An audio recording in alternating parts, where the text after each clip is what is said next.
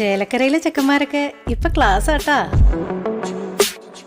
അതിനൂതന hi tech സാങ്കേതിക വിദ്യകളോടെ വൻ നഗരങ്ങളെ പോലും വെല്ലുന്ന സൗകര്യങ്ങളുമായി നമ്മുടെ ചേലക്കരയിൽ naturals beauty parlour, doctors tower, near bus stand, Chelakkara.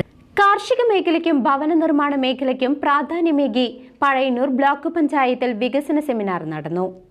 കാർഷിക മേഖലയ്ക്കും ഭവന നിർമ്മാണ മേഖലയ്ക്കും പ്രാധാന്യം നൽകി പഴയന്നൂർ ബ്ലോക്ക് പഞ്ചായത്തിൽ വികസന സെമിനാർ നടന്നു. ആലത്തൂർ MP K രാധാകൃഷ്ണൻ ഉദ്ഘാടനം നിർവഹിച്ചു.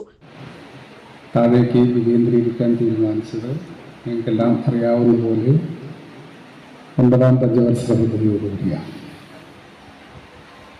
അതായത് 1997 മുതലാണ് നമ്മുടെ കേരളത്തിൽ അധികാരവും സമ്പത്തും വികേന്ദ്രീകരിച്ചുകൊണ്ടുള്ള ഒരു വികസന പരിപ്രേക്ഷ്യത്തിന് തുടക്കം കുറിച്ചു.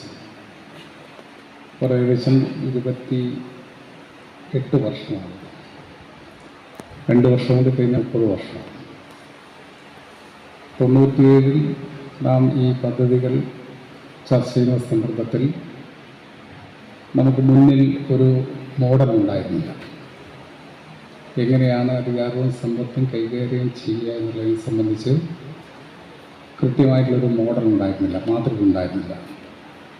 എന്നാൽ പിന്നിട്ട 27 വർഷക്കാലത്തെ അനുഭവം നമുക്ക് പദ്ധതികൾ തയ്യാറാക്കുന്നതിനും അത് നടപ്പിലാക്കുന്നതിനുമൊക്കെയുള്ള അറിവ് നേടാൻ വേണ്ടി കഴിഞ്ഞിട്ടുണ്ട്.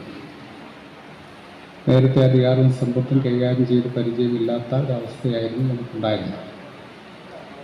അങ്ങനെ അധികാരവും സമ്പത്തൊക്കെ മുകളിൽ കേന്ദ്രീകരിക്കുകയും അവിടെ നിന്നാണ് അധികാരവും സമ്പത്തും കൈകാര്യം ചെയ്തത്. താഴെ ജനവിഭാഗങ്ങൾക്കൊന്നും തന്നെ വേണ്ടത്ര അതിൻ്റെ അറിവുണ്ടായിരുന്നില്ല.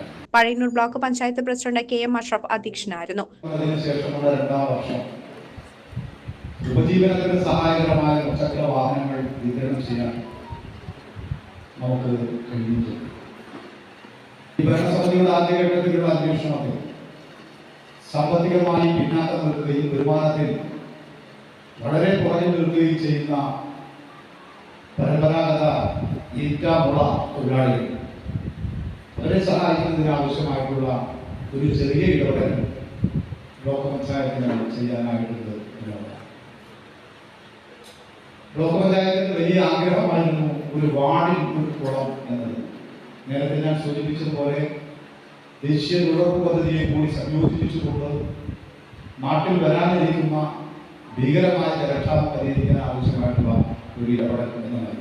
Pazhayannur block panchayat vice president P Prasanthi, ജില്ലാ പഞ്ചായത്ത് പൊതുമരാമത്ത് standing committee chairperson Deepa S Nair, ജില്ലാ panchayat member Maya teacher, Panjal panchayat president V Thankamma, Chelakkara ഗ്രാമപഞ്ചായത്ത് പ്രസിഡന്റ് പത്മജ, പഴയന്നൂർ ബ്ലോക്ക് പഞ്ചായത്ത് വികസനകാര്യ standing committee chairperson MV Suchitra, ക്ഷേമകാര്യ standing committee chairman Arun Kaliyath, block panchayat മെമ്പർമാരായ PM Aneesh, Geetha Radhakrishnan, AE Govindan, Latha Sanu, PM Noufal, Sindhu Suresh, Shijitha Bineesh, secretary Alfred Sojan തുടങ്ങിയവരും പരിപാടിയിൽ പങ്കെടുത്തു.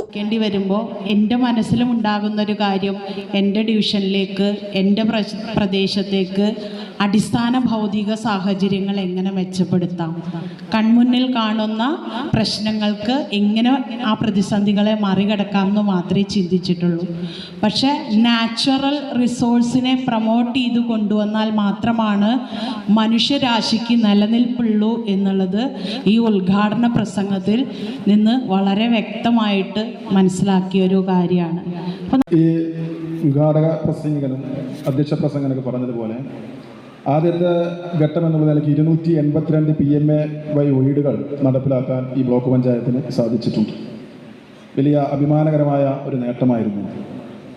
ഇപ്പോൾ PMAY പരമാവധി ബ്ലോക്ക് പഞ്ചായത്തിൻ്റെ കീഴിൽ വരുന്ന മുഴുവൻ അപേക്ഷകളും എടുത്തുകൊണ്ട് അവർക്കെല്ലാം വീട് കൊടുക്കാനുള്ള ശ്രമവുമായിട്ടാണ് ഈ ഭരണസമിതി മുന്നോട്ട് പോകുന്നത്. ഇതിനെല്ലാം വലിയ രീതിയിൽ ഞാൻ അഭിനന്ദിക്കുന്നു, ആശംസിക്കുന്നു. CCV news, Pazhayannur.